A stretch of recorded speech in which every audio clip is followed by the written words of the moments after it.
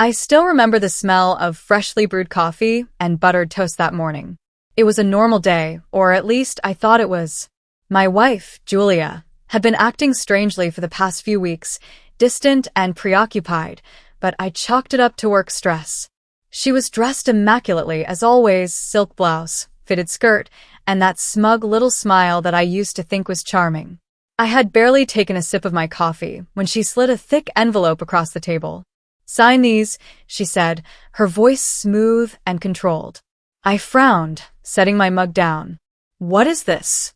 "Divorce papers," she said casually, as if she was asking me to pass the salt. My stomach dropped. "You're joking?" "No, I'm not." She sipped her orange juice, not even meeting my eyes.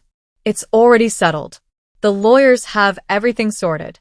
You just need to sign." I opened the envelope with shaking hands. My name was printed in bold letters across a legal document that detailed how everything, our house, our joint savings, even my car, was hers. I blinked, trying to process the words. "This can't be right," I muttered. "You're taking everything's?" Julia sighed and finally looked up at me, her expression bored. "Let's not make this harder than it needs to be, Nick. We both know our marriage has been over for a long time." "Since when?" My voice was hoarse. "Since I found someone better." That hit me like a sledgehammer to the chest.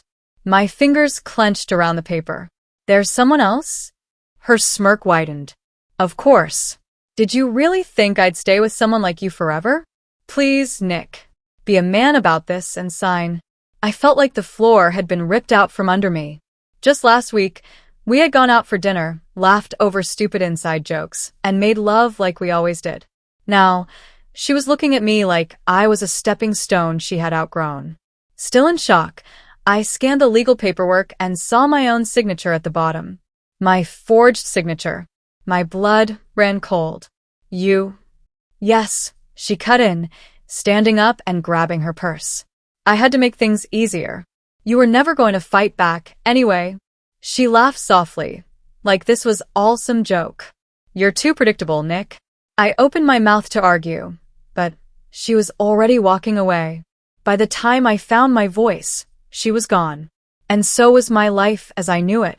The weeks after Julia left were the darkest of my life. The house was empty, and so was my bank account. She had drained everything, using some loophole in our finances to claim full ownership of what we built together. She even sold my car and transferred the money to herself before I had a chance to fight back. My lawyer was useless. She had you sign a power of attorney months ago. There's not much we can do. I clenched my jaw. But I didn't sign it. She had a witness verify it. That's when I knew she had planned this for months, maybe even years. I moved into a small, rundown apartment on the other side of town, working extra shifts just to stay afloat. My days blurred together, a miserable cycle of exhaustion and resentment. The bitterness in my chest grew with each passing day. Julia had not only left me, but she had humiliated me, taken everything I had worked for, and disappeared without a trace. People talk about heartbreak like it's just an emotion, but it's more than that. It's physical. It's waking up in the middle of the night, reaching for someone who isn't there. It's walking past a restaurant and remembering the way she used to laugh over a shared plate of fries. It's realizing that someone you built a life with never truly saw you as worth keeping. But what Julia didn't know was that I wasn't as weak as she thought. And I wasn't going to let her get away with it. I started digging, looking for any mistakes she might have made. I went through old emails, past bank statements, anything that could give me a lead. It took weeks, but then finally, I found something. An old business document buried deep in my files.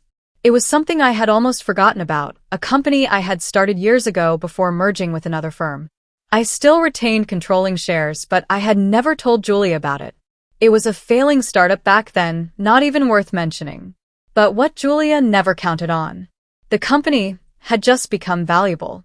I gritted my teeth, my pulse quickening as I connected the dots.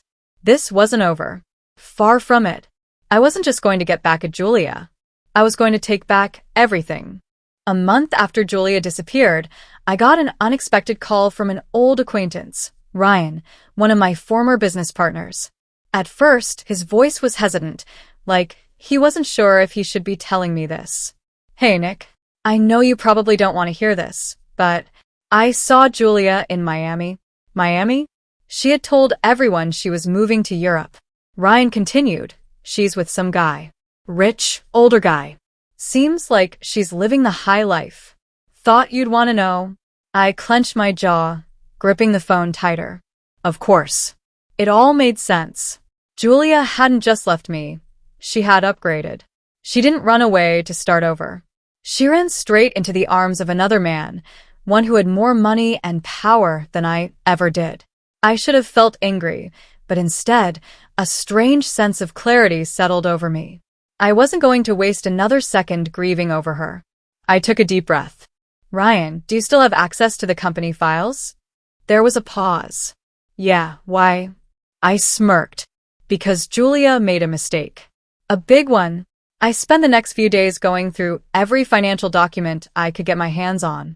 The more I dug, the clearer the picture became. Julia's new boyfriend, Marcus, was a big-shot investor.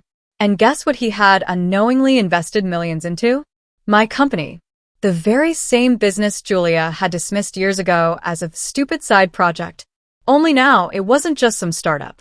After years of slow growth, it had recently secured a major government contract, which meant it was about to become a gold mine. Julia and Marcus thought they were making a power move by investing in it, but what they didn't know was that I still owned controlling shares. In other words, I had the ability to pull the rug out from under them at any moment. I booked a flight to Miami. This wasn't just about revenge anymore. It was about taking back everything that was mine. I arrived in Miami with a plan. Julia thought she had won, that she had left me in ruins while she basked in luxury. But she underestimated me, just like she always did. I spent my first day gathering intel, watching from a distance. Julia and Marcus lived in a high-rise penthouse, throwing lavish parties and flaunting their wealth. I recognized the look in her eyes, the same one she had when she was with me, always hungry for more. But she wasn't with Marcus for love. No, she was using him just like she had used me. Too bad for her. I was about to turn the tables. The next morning, I walked into the headquarters of my former company, now a multi-million-dollar enterprise. Security almost stopped me until I showed them my ownership documents.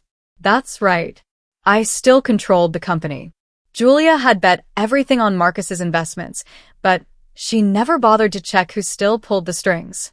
I called for an emergency shareholder meeting. By the end of the day, I had done 3 things.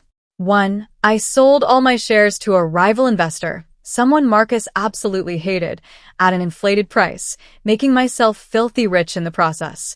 2. I pulled out Marcus's funding, leaving a gaping hole in their financial plans. 3. I exposed Julia's fraudulent actions, sending documents to the authorities detailing the way she had forged my signature and manipulated our assets. By nightfall, Julia and Marcus's empire was crumbling. The best part?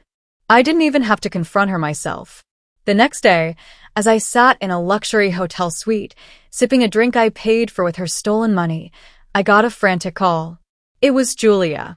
Nick. What the hell did you do? She screamed. I smirked, swirling the amber liquid in my glass.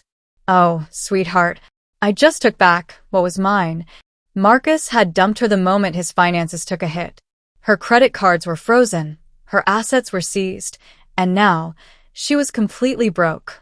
The authorities were already investigating her for fraud. Julia had left me with nothing. Now, she had less than nothing.